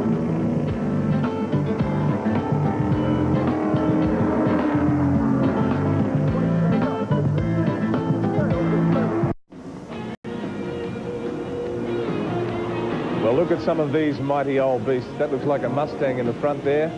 There's a Valiant in there. Hands up anyone who still has a Valiant and is prepared to own up to it. There's one there. I'm sure it is. A burning Mini and a Mustang. I think that looked like a Ford Cortina. Maybe an old Falcon. Yeah, that's a Cortina. It's an old one. Used to have one of those myself. Some classic old cars. And still looking good going around this mountain. But I think any motor car would look pretty good going around Mount Panorama. Here we are live. Look at this dice. And I think you'll find in just a second the Porsche will take over the Mazda. Car number 5 will take on car number 1 on the inside. And this is the dice that's going on in the mountain as we speak. And is it ever tight? Look at this. Well, and these things are travelling, Will Hagan. Well, it says an incredible amount about a 4-cylinder, 3-litre engine with balanced shaft and variable cam. By comparison with a twin-chamber Wankel rotary with twin turbos. John Bauer, it's a pretty amazing thing to see a normally aspirated 4-cylinder punch its way past a turbo Wankel. Well, you know, I guess it's horses for courses, but it's a 3-litre engine with 4 valves per cylinder, twin overhead camshafts, very sophisticated Bosch engine management system. I think in terms of grunt, there's not much in it because at Sandown, the Porsche was actually quicker up the back straight than the Mazda was. Not by much, but just by a little. But what is amazing, I think, is that we're this far into the race and these two guys are still carving each other up, and it's on, isn't it? It's fantastic. What's happening back there with the Mazda? Is Hansford running his pace, or is he can't go any faster? I mean, is this the strategic pace he wants to run at, or has the Porsche outgunned him? Well, I think he would be as fast as he could go. I don't think there's any conservation going on now, but I'm not to know, and no one's to know the state of his shock absorbers or his brakes or his tyres, for instance. But he wouldn't be taking it easy. But Smithy's in the groove, and the Porsche's got incredibly big brakes on it. So I think that's where the advantage is. It's a big help. One thing that may be significant there, the Porsche and the Mazda were running very close together for 2 or 3 laps. All of a sudden, Smithy's been able to pull out a reasonably substantial gap. Now, any sudden change in speed like that, you've got to have a look at it and wonder why the pace has suddenly changed. Well, what may have happened, Ken, is the Mazda certainly doesn't like being in the slipstream. It gets, it's quite marginal, really, on a nice warm day like this, and it's cooling. So Greg may have decided to just knock it off a little and let it cool off and then have another crack at him. There's still a little while to go yet. 2 seconds has gone out to 2.5 second deficit, and this is the gap between 3rd and 4th. But Ken Douglas, the gap's back from the leader, please. At the moment, we have car 7, Gary Walden, is leading Peter Fitzgerald by about 77 seconds. There's a further 40 seconds back to John Smith, now running in 3rd place, and 2.5 seconds back to Greg Hansford in the number 1 Mazda. So, as John said before, it's amazing they've gone this far, but also it's amazing that the first 4 cars are still on the lead lap. And fairly amazing too are these little turbocharged 4-wheel drive mini Skyline GTRs, the Mitsubishi Lancer GSR. And John Trimble on the phone in the Daily Planet car, qualified in 16th place, running 4th in the turbo class at the moment. And John, you did a gearbox at Winton and you had some problems with Rowan Cook getting caught up in some antics at Sandown, but this has been a better day? Is that you, Will? Yes, it is. Yeah, sorry, mate, I was chatting on the other line. You're right. And my secretary tried to describe a fact to me. John, I was saying you're having a better day today than you had at Sandown and Winton in this car. Well, the Sandown became 6th, Will. Yeah, but you ran off the track early on and in practices. Oh, that was in practice, mate. We've got to practice digging them, otherwise you won't know how to fix them. Any problems today? No, mate, it's going great. Well, I'm a bit disappointed with the unsportsmanship of the people in the Porsches and the Mazdas. They won't wait for us. Yes, I know. It's very cruel, really, isn't it? If the situation was reversed, I'd wait for them. Sure, I would. I bet you would, yes. Yes. So what's your plan from here on for the next 2 hours and 4 minutes? Well, mate, at the moment I'm going over the skyline. I just got past my rocket that disguises a Porsche. We know exactly where you are. We're watching you. You be careful. What I did, I had to move over to let him because there's no point getting in his way. I think it's going to make much difference. I don't think we're an outright contender yet. How many more stops for you, John? I think we've only got 1 more, mate. Oh, no, 2 more. And you'll be handing over to Rowan Cook? No, just 1 more, I think. Yeah, I think, yeah, that's all. What time is it now? You have 2 hours and 3 minutes remaining. Yeah. There's got to be a couple more. Probably a couple more, mate. John, I think we'll leave you and let you get back to your calculator. And when you get a fax from your secretary, ask her what time of day it is. Sorry? It's all right, John. Hey, Will, you can't go yet. I've been talking to you. I couldn't talk in the corner. now you want to talk. Well, what sort of speed are you doing now? What were you doing down the straight? I'm doing about 210, 215. I thought they'd go quicker than that. Well, they probably do, mate, but the trouble with that is it's counting the coast at the bottom. What about your brakes? How are they holding up? Well, we're braking very early. Notice I came back there, I started braking about 200 metres, and we're really going easy on them, you know. So we've had the same pad. The 4-wheel drive generally makes life fairly easy for tyres. Is that what's happened? Oh, I don't know about that. It's been pretty... I mean, Bathurst isn't very savage on tyres, but what do you call Sandown was? That was terrible. Yeah. So, no, this is one... Well, John, you keep your eyes open because there's a battle royal raging in the outright class. There's 4 cars all on the same lap, and we're going to leave you. Thank you for your time. As we have a look at car number 7, and this is the leading Mazda, and Ken Douglas, what's happening? And keeping a stopwatch on Peter Fitzgerald and Gary Walden for the last few laps. Fitzy seems to be catching, well, he is catching Gary about 1 to 2 seconds per lap. Now, that's going to make it that's about the rate he needs to catch him to be able to win at the end. So, John Bow, you're nodding. What's that mean? Well, I don't know whether it means anything, Will. You know, it could mean that Gary struck a bad run of traffic, or it could mean that he's got a slight problem. I don't know. Maybe we'll get some lap times on what he's doing, and then I'll know how hard he's trying. But he looks like he's trying pretty hard. I'll say he looks as though he's trying. I don't think he'd want much more than that. Actually, I think Gary's been pretty sensible the way he's driving the car. He's working it very hard in the corners, but he seems to be being very gentle on the brakes, making up the speed where it doesn't hurt the car and saving it where it does. Lovely flow, John Bow. He has, yeah. Lovely flow and rhythm. I cannot speak highly enough of him. He's an excellent driver.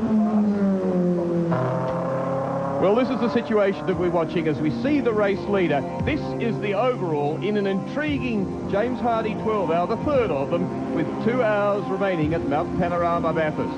Look at that. And who knows what will happen in the next 2 hours.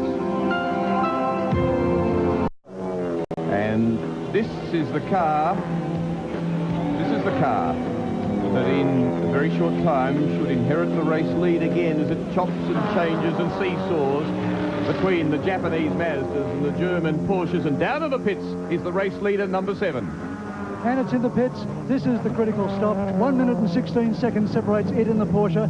This is going to be a splash and dash only. They're trying to get as much fuel into the car as possible. They say it's got to be as quick as it possibly can because only 1 minute and 17 seconds separates them. The Porsche needs only one more stop. After this stop, the Mazda needs only one more stop. Let's see what happens. 21 seconds. The Mazda's not through. The Porsche's not through, and the Mazda goes back into the lead. So there was no inheritance there for Porsche as the Mazda weaves its way out of pit lane. Have a look at the Porsche stalking it on Conrod. Little way behind in car number 4, Peter Fitzgerald now, in the car that he shared with Brett Peters and Nicholas Wheeler. But John Bow, enough to tempt young Mr. Fitzgerald, who is one of the top guns of Group E series production racing. No doubt about that, Will. He's a great driver and an absolute specialist in production cars. And in Porsches, indeed. Porsches, too. He's been involved with Porsches for a long time. He's flat out, too. Like everybody's flat out now, depending if the car's healthy. So there he is, just going past the Mazda pit, John. And that was about 53 seconds after the Mazda took off, but went slowly along pit lane, so it'd be less than 50 seconds now. The lead of car number 7 as he crests the mountain at Reed Park, swoops off the top there, all light on the left front, and then runs it through, and you saw where the second place car, Porsche number 4, was. So John Bow? Well, it's the same old scenario. It's if the Mazda is healthy, Gary certainly can do the job. I really doubt that the Porsche can catch it, but it's still a long way to go. It's a bit premature to make those sort of predictions, I think. But it's looking good, and everybody's flat out. Nobody's conserving anything now. There's no point. Well, this is the situation in the race overall, with 1 hour and 55 minutes remaining in what is an absolute beauty, and nobody yet knows the answer. Long-distance runners know about suspension. Their knees and ankles take a terrible beating as they put their power to the ground. It's no different for cars. The rules of the James Hardy 12 hour allow freedom of choice of shock absorbers, so by regulating damping pressures, teams can tune in special handling characteristics which wouldn't be there in showroom stock cars. But spare a thought for go-kart champion John Target. Go-karts don't have suspension, so in his first motor race today, his sophisticated Hyundai is a whole new learning experience. If you think the battle for outright is close, have a look at the battle for Class A. It's changed. Mark Brame, Henry Draper in that little Suzuki have just lost the lead in Class A over the last, since pit straight, since they completed the lap, and we came back to the action at Mount Panorama. So Corolla's gone back into the lead, Suzuki's gone back to second, but it's on the chase. We have exactly the same situation as last year. The Mark Brame Henry Draper Suzuki dicing it out with a Corolla up until the final stages of the race. We may even have like last year. It won't be decided until the last lap, but you can bet that it looks like Henry in the car at the moment. Henry, I think, the taller driver. They're both quite tall. Henry will be doing everything he can to pull that Corolla back. There's nothing better than having your primary opposition right in front of you to spur you on. Henry Draper, very used to racing minis, and this is a modern-day mini, I suppose. And he got up on the two wheels through the S's last year, and Brahms saw it in the ad for this year's race on television and rang him and said, "What are you doing? When was that? What are you doing to the car?" I guess Henry was good enough to be able to help win the class, so he couldn't complain too much. There wouldn't be two more evenly matched drivers around the two more different characters. The clean-cut Mark Brahms, 25 years old, and Henry Draper, who some people have said resembles in a very friendly way the friendly face of E.T. They took him into town the other day, they carted him off and said, "You're going to the hairdresser, Henry." Because inevitably he's got a few hairs and wisps here and there. Look, there's battle. John Bow, really, it's enthralling, isn't it? Just as good as the one for outright. It is, it's absolutely amazing. And they're a super little car, those Suzukis. I can't believe it.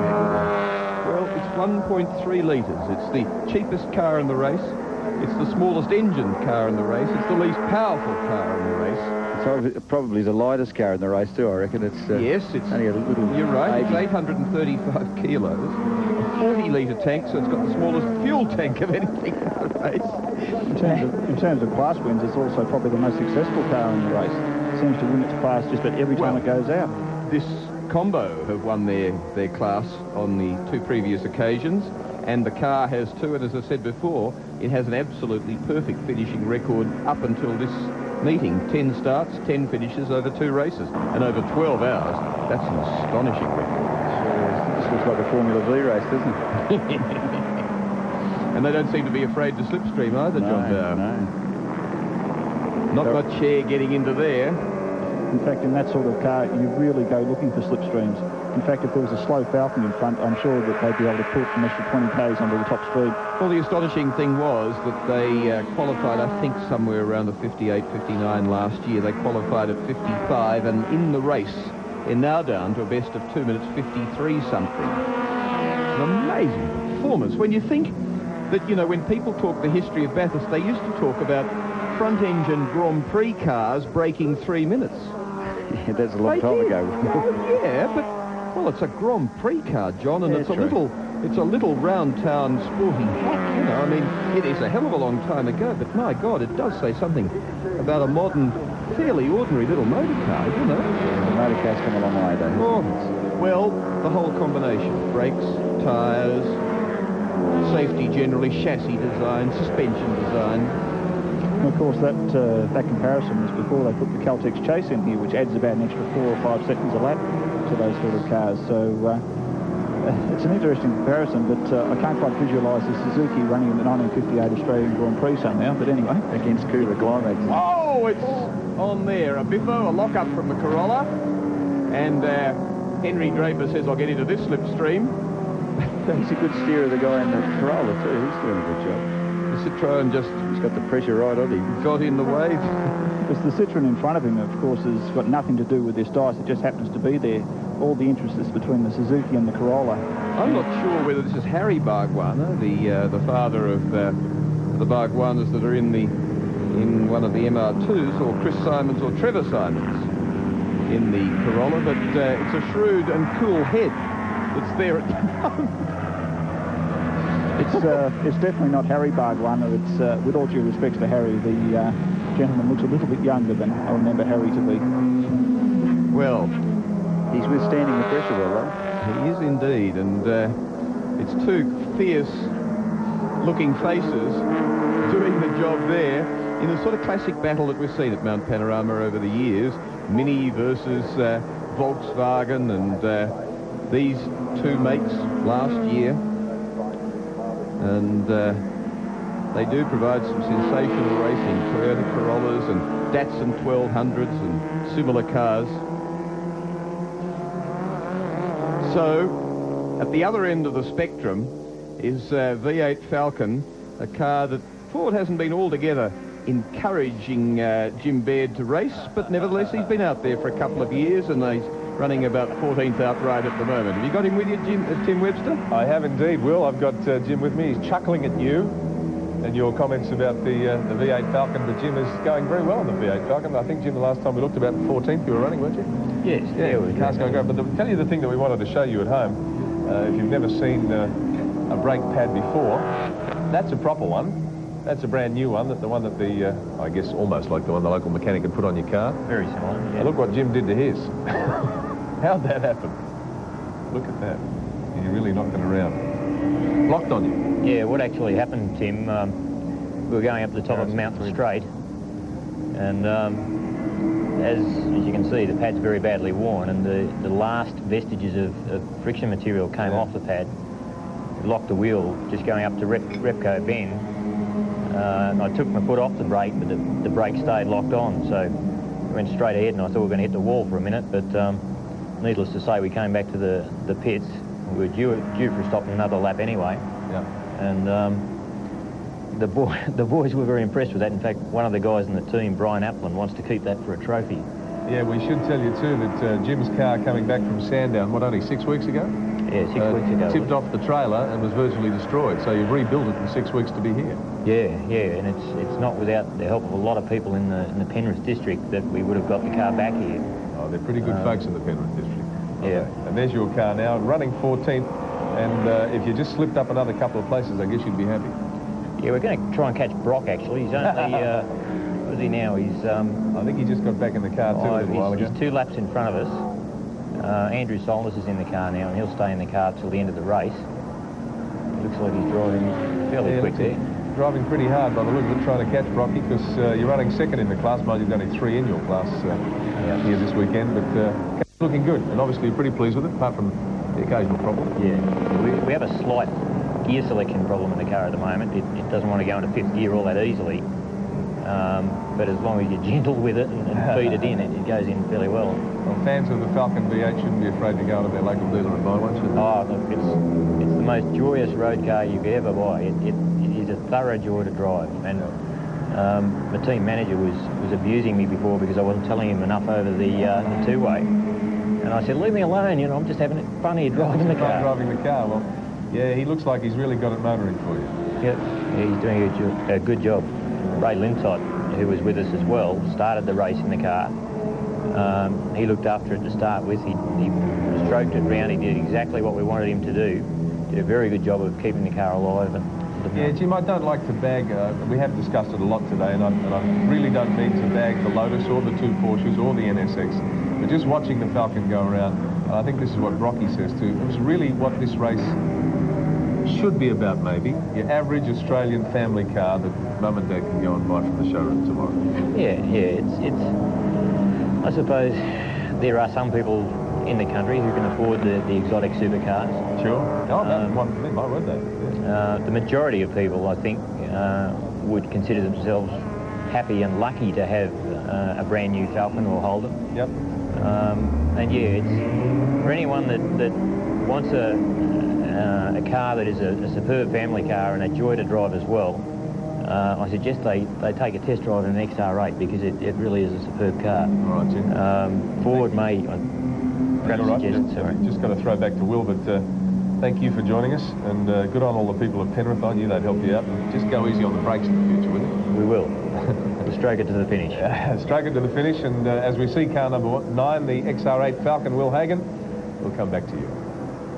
And tucked in close behind it, a fairly desirable car, the Nissan Skyline GTR, as we see this Spirit of Logan, car number 40. Now, Logan City, Brisbane, have got behind this car in the biggest possible way. The car appears to be travelling slowly, keeping over to the left there. But on the phone at the moment, Kevin Heffernan, and Kevin Heffernan, it's Will Hagen here. Can you hear me? Yeah, I can hear you, Will. What's the problem with the car? You're travelling slowly. Well, I can't sort of get over 160 k's an hour at the moment. We've only got 1 gear left. Which is that? 4th gear. So it's a little slow out of some corners, and not too fast down the straight. This is a V6 Commodore, of course. It's not one of the V8s. No, it's just a V6, so we're not full of horsepower here. So life is pretty difficult. Well, it's making life a little difficult, yes, but I just got to keep it under 100 mile an hour, otherwise it might tell us what we've got wrong in there. Do you think you'll make it to the finish? Oh, we hope so, yeah. All right, well, good luck to you. Okay. Look, keeping an eye out. Thank you very much. Kevin Heffernan in car number 40, that at this stage is running 26th outright, but with only 4th gear left. He's lost the other 4, and this is the situation, not in Class C in which he's competing, but in the class below, Class B. He's sensibly keeping out of people's way, so that even Murray Carter's Nissan Pulsar Triple S still leading that class, and all the others there can get by if they need, because plenty of them are in pretty good fettle and running pretty hard at this stage, albeit that they're behind the leading 3 cars in Class A. Industries in association with Palmer Tube Mills, Bridgestone, that's Confidence, Castrol Liquid Engineering, Telecom Mobile Net, Australia's own, Windsor Smith Boots, and BP Visco hope you are enjoying the James Hardy 12 Hour. Welcome back to Mount Panorama, and as you can appreciate, putting together 12 hours of motor racing takes some effort. And here's all of the boys in our crew, boys and girls, I should say, in our crew. About 122 of them, including cameras in helicopters, cameras up cherry pickers. We've got people all over the place, from audio to directing to producing to lighting, and it takes an awfully long time to set it up. Miles of cable. Just thought we'd put in a plug for everybody. They deserve it. They work very hard. As does Will Hagan, working very hard in the last hour and a half of this telecast, and here comes the Mazda. We'll all know that we've done 12 hours when it's over, Tim, won't we? Poor old Tim's collapsing too. I found you trying to recover some strength on the floor over there a little while ago. But car number 7's leading the motor race, and it's probably in better condition than we are. It's going gangbusters at the moment, and Gary Walden doing the job for this massive 3-hour stint in car number 7, not able to afford the luxury of even a driver change. The man who had cramp at his leg earlier, he's had some massage in the pits, and no doubt some tablets to try and stop that recurring. But Ken Douglas, the gap back to the Porsche number 4 that threatens. Gary's been able to stabilise it at the moment. It seems to be hovering around the low 50-second mark. Fitzy made a bit of a charge for a while. Gary's been able to hold it.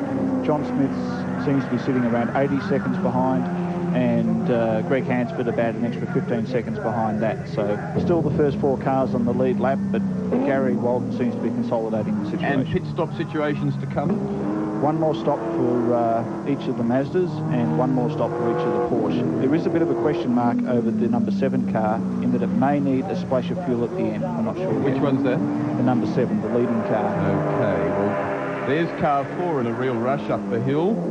So it's an amazing business. Very similar motor cars, both claiming 176 kilowatts of power from very different engines. The Porsche 10 kilos heavier than the Mazda, so fractionally worse on power-to-weight ratio. But that doesn't necessarily translate, John, to the way they perform on the track. Well, it doesn't. No, there's no doubt the turbo cars gain a little bit from the exhaust freedoms allowed in this race. But where the Porsche has the advantage is it's got massive brakes and it's got bigger wheels. It's got 17-inch instead of 16-inch, and the rear wheels on the Porsche are 9 inches wide. So it has a slight advantage there. I would say the Mazda has slightly more horsepower, but overall it equates to a pretty even sort of race. A great motor race, and lots of people have been having them, including Peter McKay, honoured to be joining Juan Manuel Fangio II, and at the moment with Tim Webster in our studio. Yes, thank you, Will. Peter McKay is with me, and we're communicating, I think, with Juan Manuel. Juan Manuel Fangio, can you hear me? Yes, I can hear very good. Hi, it's Tim Webster in the commentary position. I've got Peter McKay with me, so why don't you two have a chat and tell us all how that great little MR2's going. You're doing a super job out there, Juan, but I thought I should ask you about the little incident coming onto pit straight when you went through the sand trap. Can you tell us about it? Well, the more important thing, the car is very good right now. I mean, the car didn't suffer at all. I don't know what happened. Maybe the other car maybe ran out of brake, or maybe missed just the turn. He was completely locked on the inside, hit the inside tools, and I tried to give him room, but still he hit me on the door, and it was necessary to go out of the road, but very lucky we came back and everything feels fine. You did a great job of getting it through the sand trap and back onto firm territory and then back onto the track, and as a co-driver I certainly appreciate that, as does the team. In fact, we're going to reward you. We're suggesting now that you stay in for the last stint, because it could be a battle of survival, and we reckon you're the man for the job. Yeah, okay. I didn't copy very good what you say. Wine, I think he's telling you that you're in the car now till 4:45. Oh, yes. I will be fine. I feel very good. So I'm ready to go for it. Peter, I mentioned before that I drove one up here courtesy of a mate of mine at Sydney City Toyota, and I just think they're the best fun, but they're obviously very competitive too. I've got to tell you, Tim, that our instructions for this weekend were to jump into the car, rev it to the red line on every gear change, use the brakes like we would in a 5-lap screamer, and simply drive the backside off it. And I think you were up in about 10th place at 8:30 this morning. You moved up to 8th now and stayed there all day, so the car's very reliable. Oh, mate, we're wrapped. Yeah. It's a super car. It certainly is. The MR2, and you're watching it there now, that's one of our car cams, got a little wave from Juan Fangio the second, Juan Manuel, and there he is snaking the MR2 around the tight corners here at Mount Panorama at Bathurst. And that's what it's all about. They're production motor cars. It's the James Hardy 12-hour. Let's have a look at a race update.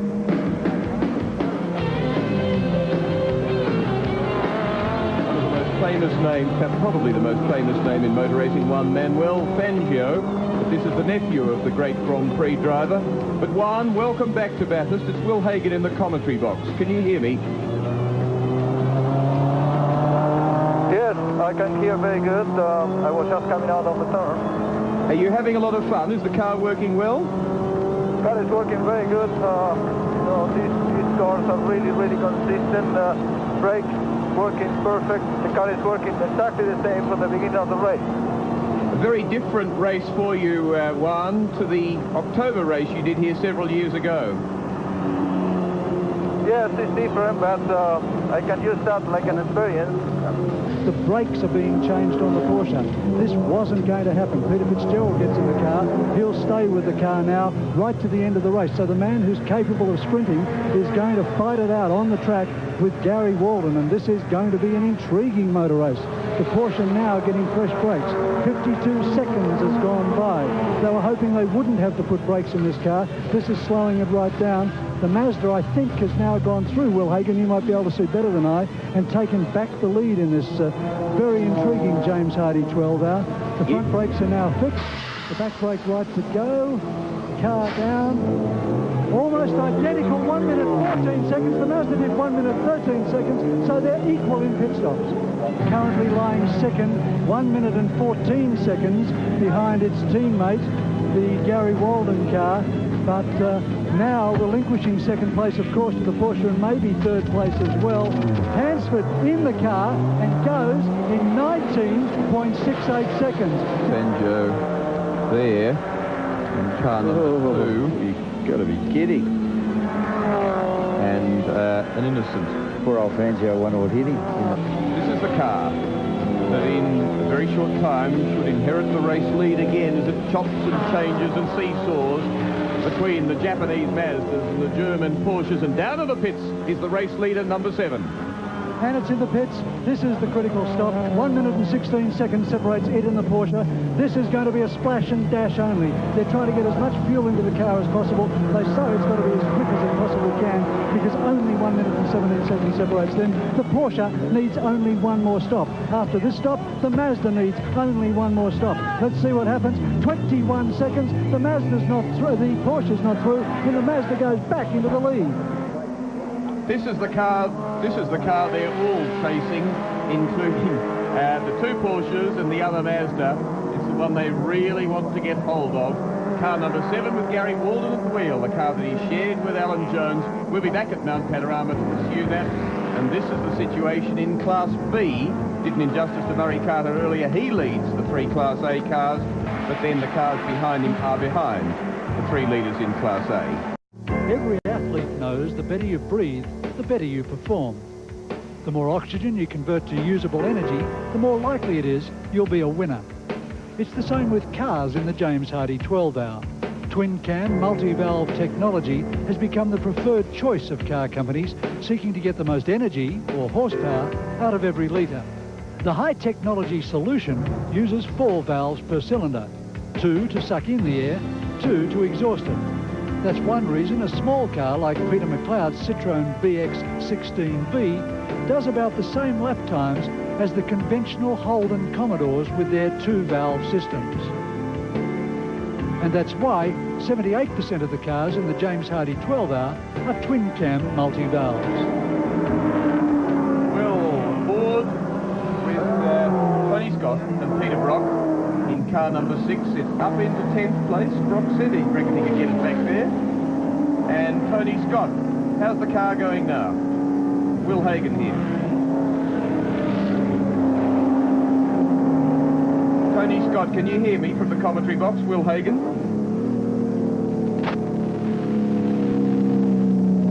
Well, we can see him doing the job down through the S's, and a fine job too.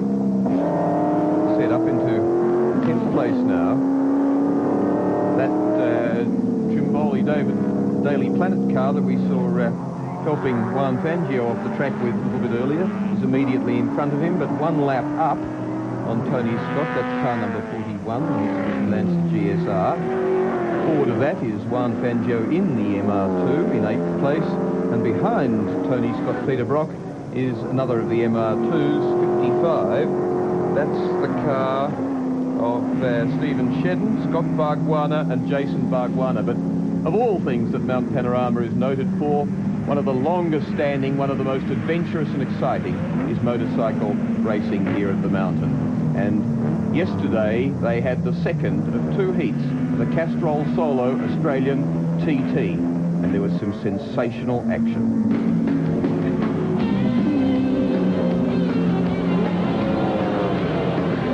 One of the most enthralling sights in motorsport anywhere is motorcycles around the 6.213 kilometres of Mount Panorama Circuit at Bathurst, and that's about what we're to see in the Castrol Australian Solo TT. 15 laps around this circuit, nearly 100 kilometres, and the brilliant Britain motorcycle from New Zealand in the hands of Andrew Stroud, lining up on the grid with John Allen, tremendous front row of the grid, John Smales, already for 15 laps now. Get away, Stroud not so well away, but suddenly the big V twin gets into gear and with the wheel in the air claws its way off to Hill Corner, rounded up on the outside. By Wayne Clark, in fact, who from Wollongong in New South Wales, one of the Wollongong Wizards, takes over the Stroud Britain. But look at the Britain now as they go up mountain straight for the first time on the inside of your picture, right at the front of the pack. And it's the Britain right along.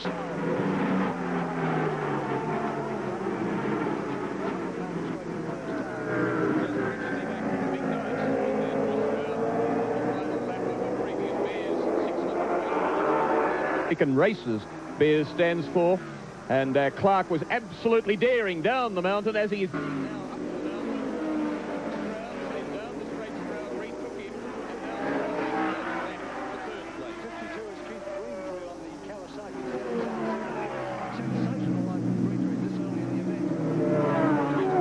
where he finished, where Stroud finished 4th. 32-year-old Green Tree foreman actually. But on this kitted Kawasaki, it hasn't had a lot done to it, doing a sensational job. And out after Wayne Clark, don't worry either of them about Andrew Stroud. Third place now, Craig Sutcliffe on the Kawasaki 750, no, 4th place. Then Andrew Stroud on this big bike. Glorious thing, very clever design by a 42-year-old Kiwi property developer, John Britton. Absolute masterpiece of artwork, that bike. Have a look at the rear of it now as it goes away. What's the widest part? The rear tyre, anything below the seat. So narrow, so clever, so innovative. Under the seat, the radiator lies absolutely flat, parallel with the ground. And a problem with Wayne Clark, he starts to back off now. There he is at the side of the track. So Wayne Clark's Castrol Australian TT is over. 0.6 of a second over the leading three.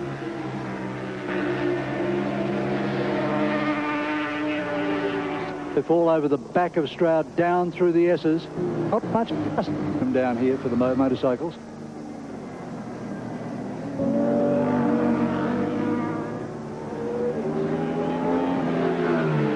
On a wheel going downhill through the dipper, and great Mitchell down the stuff there inside by Scott Mitchell, third. Now Mitchell. 5 of them.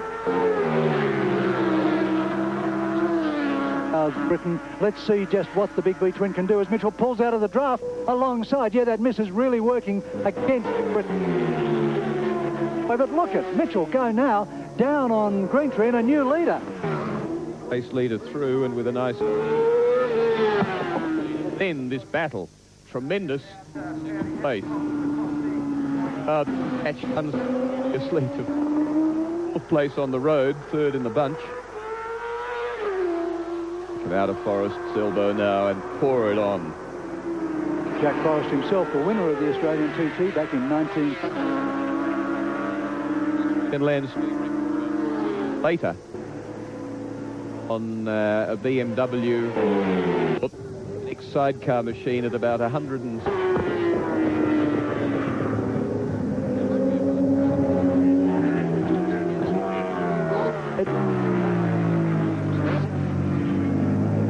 They pour off the top there and really brave around the outside Greentree. This is exactly why Wayne Gardner says he doesn't like racing motorcycles here. My goodness, you've got to have your heart in your mouth, haven't you? Andrew Stroud's got to use more track than that if he's going to stop these guys rounding him up. Brad's joining Allen before they get to Hill Corner. Scotty Mitchell all the way.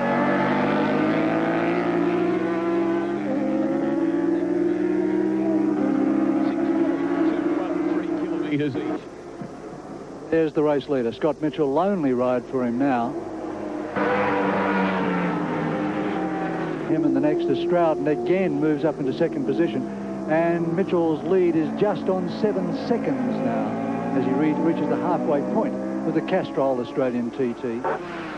And we'll see the next exciting segment of this race coming up in just a moment here on Network 10. There you're looking at race leader, car number 7. That's the one that's leading the race, the Gary Walden Alan Jones Mazda RX-7, as we count down the top 5 positions so far. 2, 1 Mazda, followed by the 2 Porsches, followed by the O'Brien Hansford Lewis Mazda, and running up position number 5, the Honda NSX. Back in a minute.